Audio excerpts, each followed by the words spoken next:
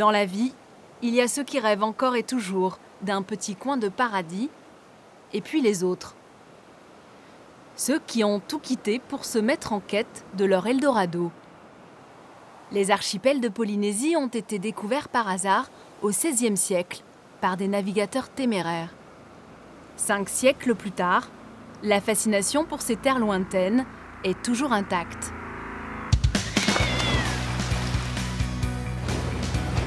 Il y a 2 ans, la famille Patureau larguait les amarres et la vie parisienne pour se lancer dans un tour du monde à la voile, une parenthèse de quelques années. Mais en découvrant les îles de Polynésie française, il se pourrait que la parenthèse ne se referme jamais. Pour Jean-Yves Meyer, le bonheur est dans les hauteurs. Ce scientifique franco-tahitien consacre son existence à une biodiversité unique, un patrimoine naturel étonnant, à travers lequel on peut encore lire l'histoire mouvementée de ces îles volcaniques. Après des études en France, Tony Tequatawa n'a pu résister à l'appel de la mer et de son archipel natal. Il est revenu travailler à Papeete en tant que médecin urgentiste. D'île en île, il s'envole pour soigner ses compatriotes et renouer avec la culture de ses ancêtres marquisiens. À travers le regard de ces explorateurs des temps modernes, nous partons à la découverte des richesses méconnues de la Polynésie française.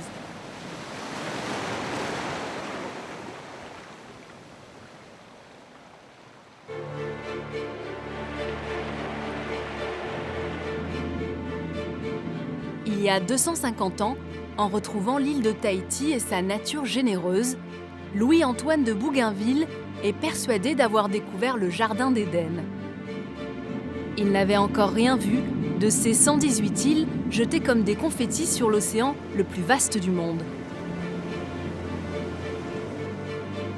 5 archipels qui constituent la Polynésie française, dispersés sur un territoire maritime grand comme l'Europe. De Paris à Tahiti, en passant par le canal de Panama, 9800 milles, soit près de 16 000 kilomètres. Une distance parcourue chaque année par une centaine de voiliers qui mettent le cap sur la Polynésie. Premier archipel abordé, les Marquises.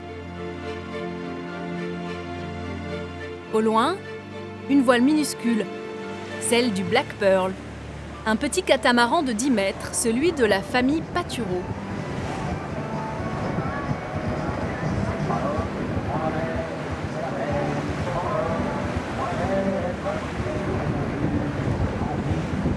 Ils ont quitté les Antilles il y a plus d'1 an pour un tour du monde.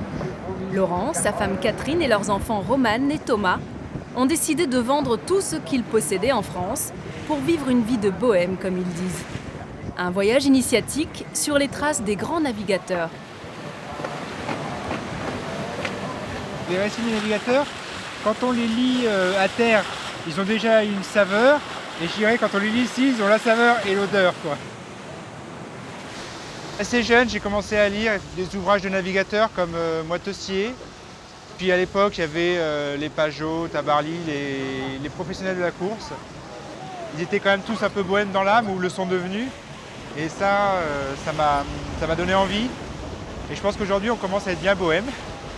Et ça nous plaît, quoi. Ça nous plaît, cette vie, je dirais pas insouciante, mais en tout cas avec d'autres priorités, d'autres référentiels que ceux de la société, qui sont à mon avis plus naturels, qui sont plus en lien avec la vie, je trouve. On va dire qu'ils sont moins artificiels.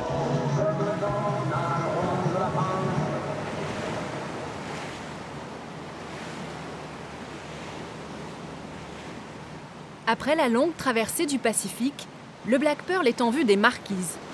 La famille Patureau décide de jeter l'ancre dans la baie d'Akatea, sur l'île de Nuku'iva, la plus grande de tout l'archipel. Au programme de la journée, la découverte de la vallée d'Akawi et sa cascade vertigineuse. T'as vu les montagnes derrière, comment elles sont découpées? Oh, c'est beau? Ouais, c'est chouette, hein? Et t'as vu, il y a même une belle plage.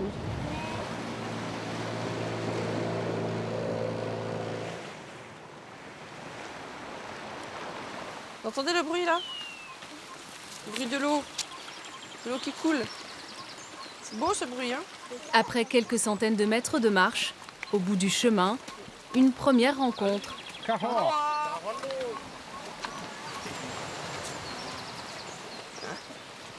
va? Ça va, ça va. C'est chez toi ici? Oui, oui, c'est chez moi. Vous allez à la cascade? Ouais. Oui. On Vous peut visiter un peu? Oui, oui, vous pouvez. Visiter. Tanguy. chanter? Catherine? Catherine. Et voici Et nos Roman enfants. et Thomas. Roman. Thomas, c'est Tanguy. Alors. C'est vrai que tu vis là? Oui, oui, je vis ici. C'est une vallée familiale. Hein. Ça se donne en génération en génération. On entretient, on plante un peu, on accompagne des gens, on fait des rencontres. On chasse la chair. Voilà, on chasse la chair, les bœufs, le cochon. Les tatouages que t'as là, c'est les tatouages de la vallée? Oui, oui, c'est un tatouage de la vallée. Hein. Ça veut dire quoi? Ça veut dire c'est beau. Comme on dit, Ok. tous les marquisiens pensent C'est pas, aussi ils simple disent que c'est ça, beau. c'est beau. On y va? On laisse passer On Tanguy. laisse passer devant, on laisse passer Tanguy. Allez, Tanguy va nous montrer la route. Allez, c'est parti. C'est parti. Tanguy Taopotini est fier d'appartenir à cette vallée surnommée la vallée des rois.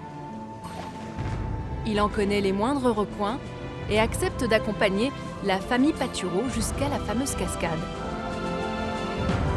À l'époque des guerres tribales, les vieux, les femmes et les enfants s'y réfugiaient pour se protéger des tribus voisines. Gardée par de redoutables guerriers, la vallée d'Akawi avait la réputation d'être infranchissable.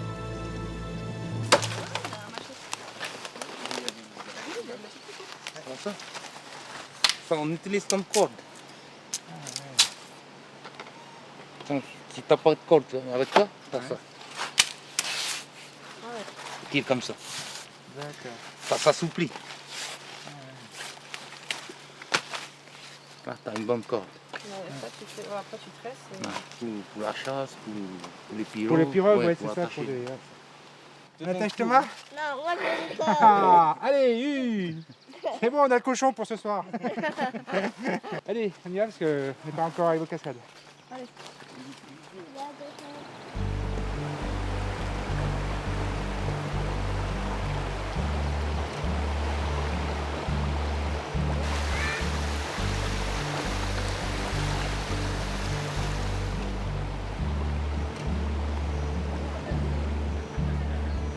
Après 2h30 de marche, le spectacle est à la hauteur de l'effort. L'entrée de la cascade, abandonnée depuis très longtemps par ses habitants, est envahie par la végétation. Une vision de commencement du monde.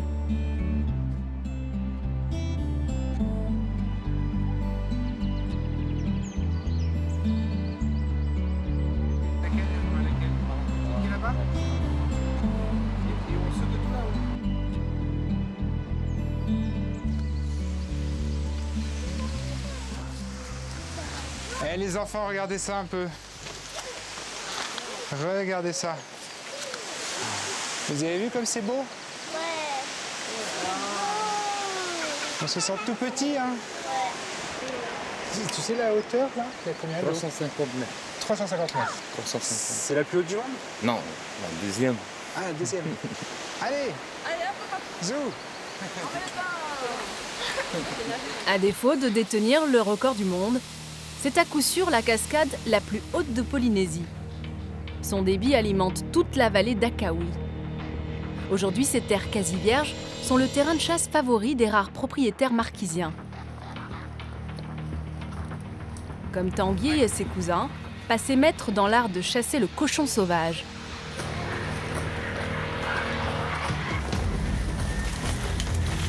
Une chasse qui se pratique sans fusil, juste des chiens et un couteau.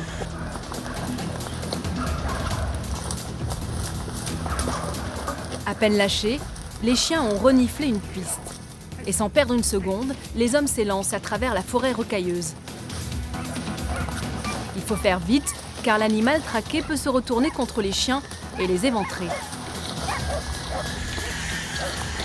Pour se défendre, le cochon sauvage dispose de 2 canines recourbées capables de causer de profondes blessures.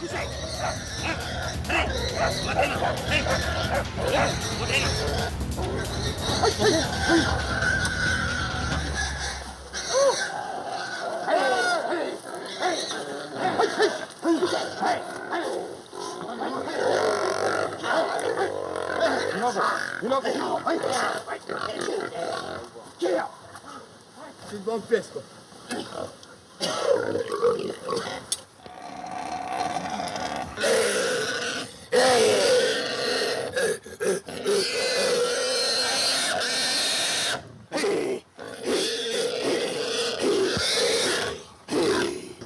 Aïe, Manil.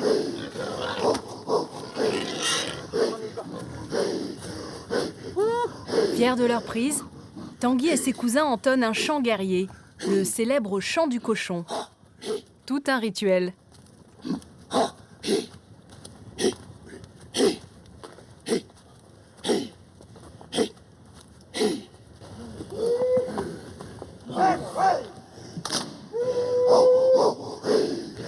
Une fois tué, le cochon est passé au feu, découpé pour être partagé entre les hommes, et les dents de l'animal iront orner le collier des chasseurs.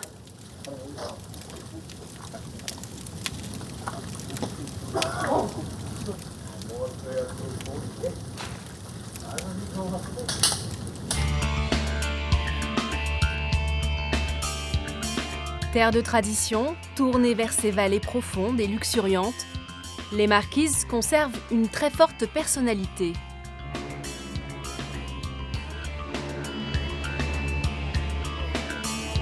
À quelques kilomètres à vol d'oiseau, c'est la sirène de l'Aranui qui retentit. Ce cargo mixte transporte depuis Tahiti des croisiéristes et des denrées du monde entier. C'est le cordon ombilical des Marquises. Il ravitaille l'archipel une fois par mois.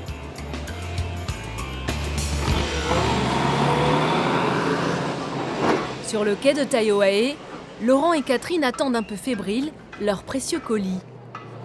Laurent a commandé des pièces pour réparer un des moteurs de son bateau. Ça, c'est tout pour un magasin ou c'est mélangé? C'est pour tout le monde, d'accord, c'est mélangé quoi. Ok. Chacun a trouvé le sien. Ouais, les soupapes commandées en France, j'ai espoir qu'elles sont là-dedans. J'ai espoir. Hein. Sans ces pièces, la poursuite du tour du monde semble compromise. Alors il fouille, il scrute, il déménage. Tu l'as trouvé, non? Pas pour cette fois. Bon, il va falloir attendre un autre container, hein, en espérant qu'il y en ait un autre, parce que c'est pas dans celui-là. Dans les îles, on apprend la patience en fait. Au début, c'est dur, hein, quand on débarque de la métropole en bateau, le rythme et tout, puis se rendre compte que c'est... Oui, bah, c'est pas urgent, ça sera demain, puis c'est pas demain, c'est après-demain. Là, ça fait juste 3 semaines qu'on attend un colis. Le prochain peut-être dans un autre container ou peut-être le prochain à Ranui, on verra.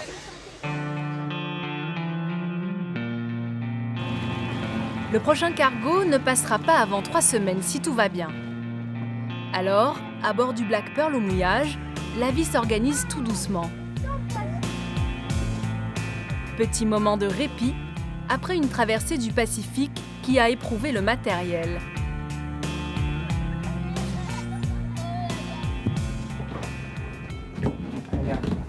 Souvent le nez dans le moteur, Laurent tente des réparations de fortune. Tu me cherches la douille de 11? Oui, c'est ça. Okay. À Panama, j'ai fait les pleins d'essence, de gasoil plutôt. Et j'ai récupéré du gasoil qui était complètement pourri. Tout ça là, c'est du dépôt. Et pour qu'il y en ait autant, en 10 heures de moteur, c'est énorme. À Panama, on ne fait pas son essence. Je crois que je me vois comme je me suis jamais vu, quoi. Je devais certainement être comme ça à son âge. Parce que tout de suite, moi tout de suite j'ai adhéré à la voile en bateau. Très jeune, j'avais le rêve de partir faire le tour du monde en bateau. Et en plus, j'ai une grande chance, c'est que ma femme et mes enfants ont bien voulu me suivre, ont bien voulu adhérer à ce projet. Donc voilà, j'ai une très grande chance à ce niveau-là. Tu me passes le petit joint s'il te plaît? Le petit joint noir, voilà, super. Mais malgré tous ces efforts, le moteur ne démarre toujours pas. Alors contre vents et marées, Laurent et Catherine décident de quitter les Marquises, avec un moteur sur 2 en état de marche. Ils mettent le cap sur l'archipel des Tuamotu, 800 km à travers une mer agitée. Et nous, si on va jusqu'à Raroya, ici, après on pourra faire toute cette partie. Tu vois, toutes ces îles, on pourra les faire, elles seront accessibles très facilement. Parce que tu vois, le vent, il souffle comme ça. Il souffle comme ça, le vent. Donc là, on va être à une allure de portant. D'accord? Ah ouais, Donc, mais vent là, arrière. là, on va se faire emporter comme ça. Voilà, alors c'est pour ça que là on va essayer de prendre bien au sud parce qu'il y aura aussi un peu de courant comme ça qui va nous pousser comme ça. Donc il va falloir gagner bien au sud. Donc là c'est vrai qu'on a une navigation pendant 2-3 jours qui va être peut-être un petit peu difficile, mais Ça va c'est taper ou pas? un petit peu Et certainement, quand mais bon, on on verra. aura... On fera comme ça. Regarde, regardez, on va faire comme ça. Voilà. Exact.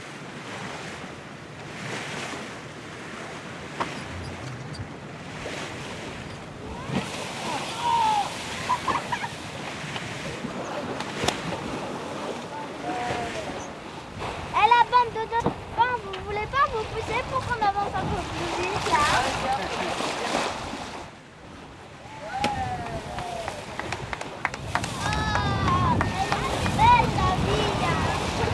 Ah, elle est belle la vie hein. La raison elle est belle la vie. Hein. Les dauphins font vite oublier les ennuis mécaniques. Mais la navigation jusqu'au Tuamotu s'annonce délicate. Arrivée prévue dans 4 jours.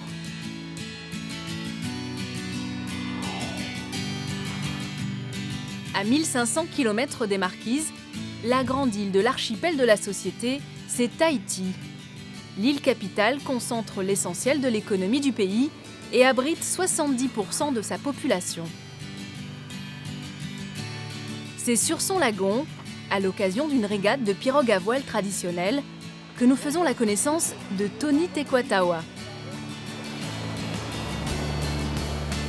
Tony est ce qu'on appelle ici un demi.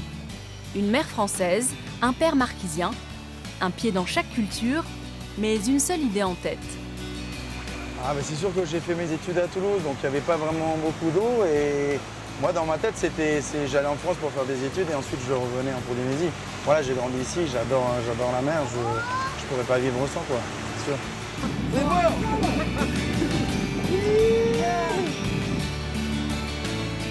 Ici, entouré par la mer, Tony a trouvé son équilibre. Un espace de liberté, un cadre de vie exceptionnel qu'il peut concilier avec un métier exigeant.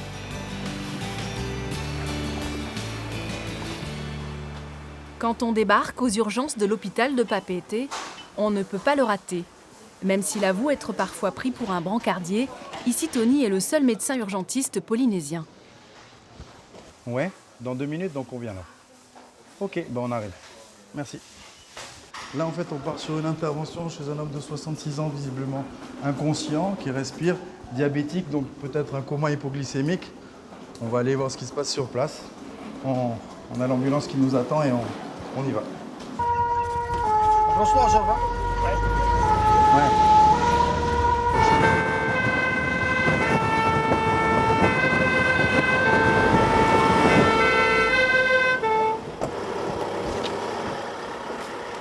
Nous ne serons pas autorisés à filmer davantage car l'intervention est délicate. Donc on va aller à l'hôpital, on va aller faire le scanner et ensuite il va aller en réanimation. Il faut d'abord qu'on sache ce qu'il y a au scanner. Ok ? Le patient doit être évacué au plus vite car son état est jugé critique. Tu peux me passer le téléphone s'il te plaît? Je vais passer un petit bilan à la régulation. Hémorragique. Je pense. Il a vomi, il est hyper tendu. Il y a des chances que ce soit une inflammation vasculaire cérébrale hémorragique.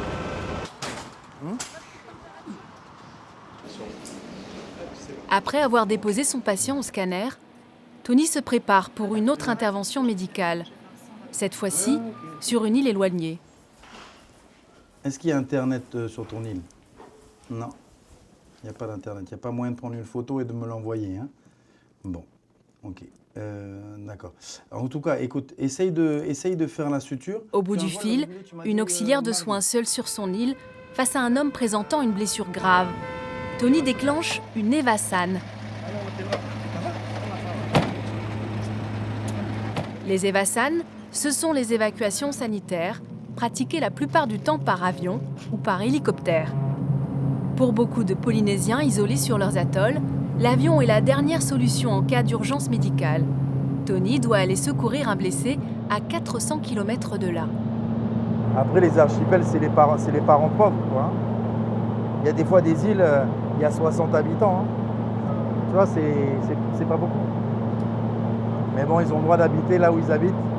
C'est déjà pas mal, je pense, que ce qu'on offre, à venir les chercher dans des endroits aussi éloignés. Et c'est vrai que là, c'est le bout du monde, quoi.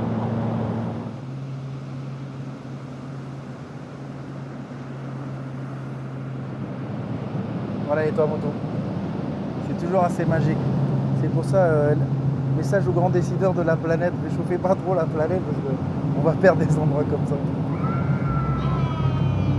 Des atolls à fleur d'eau que la Polynésie française pourrait finir par voir disparaître. Les îles de la Société, plus jeunes que les Tuamotu, ont plus de temps avant de s'enfoncer définitivement dans l'océan. À l'extrémité ouest de l'archipel, Maupiti, une île haute, comme on les appelle ici, du fait des pentes de l'ancien volcan qui domine encore le lagon. Ici, les touristes sont plutôt rares. L'île, discrète et sauvage, attire surtout les chercheurs pour ses sites archéologiques très anciens. Sur ces hauteurs, la biodiversité est plus grande que sur les atolls où le corail domine. C'est aussi sur ces îles verdoyantes que les premiers Polynésiens se sont installés.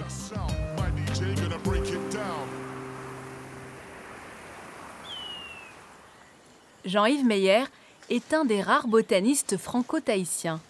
Il est considéré comme le meilleur spécialiste de la biodiversité polynésienne. Ce jour-là, à peine débarqué sur l'île, il retrouve une équipe d'archéologues étrangers avec laquelle il collabore. Et tu as besoin de beaucoup de matériel ou sur un petit bout de charbon de bois comme ça, tu peux identifier aller la jusqu'à 2 plante? mm pour l'identification. Ah oui, donc tu n'as pas besoin de grand-chose. À partir des charbons de bois retrouvés sur ce terrain, les archéologues espèrent pouvoir reconstituer et dater le jardin des premiers habitants polynésiens. Jean-Yves leur apporte son expertise de botaniste. Avec Émilie, il part donc à la recherche des arbres qui pourraient correspondre à ceux brûlés sur ce site il y a plusieurs centaines d'années. L'intérêt de monter ici, c'est vraiment de retrouver ces vestiges de forêt naturelle qui n'ont pas été modifiés par l'homme ou envahis par des plantes envahissantes et des mauvaises herbes. On est obligé de monter haut et de prospecter sur des flancs de montagne ou sur des pitons rocheux pour trouver des plantes indigènes. On se sert autant des bras que des jambes.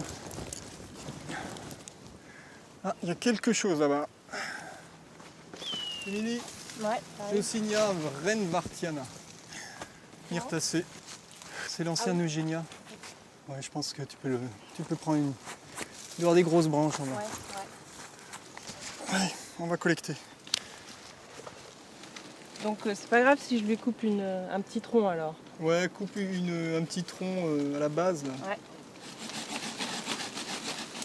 Il y a beaucoup plus de plantes introduites et de plantes établies, naturalisées, qui ont été introduites par l'homme, que de plantes indigènes. Sur l'île de Maupiti en particulier, et maintenant en général dans toutes les îles de la Société.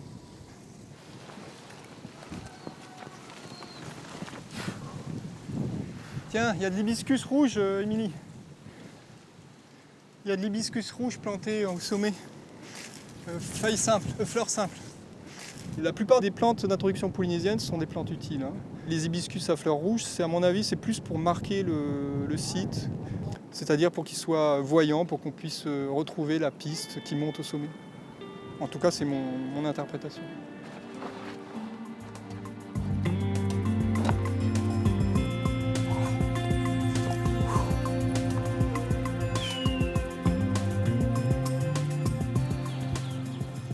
Les premiers Polynésiens n'ont pas légué de témoignages écrits sur leurs usages et traditions.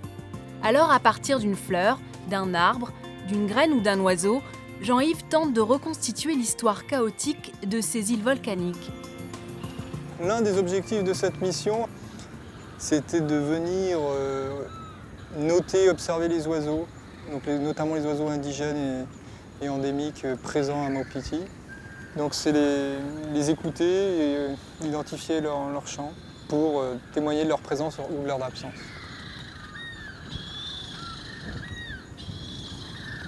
Ici à Maupiti, il y avait un monarque, un petit passereau endémique de l'île. Il est connu que d'une gravure de 1828 par un certain Lesson. Et depuis cette date-là, plus personne n'a plus jamais observé. Donc on pense que le monarque de Maupiti, qui est un oiseau forestier, a disparu, complètement disparu de l'île. Je suis plus un biologiste écologue et mon objectif c'est aider les gestionnaires des milieux naturels et aider les conservationnistes à protéger ces espèces et protéger les milieux surtout.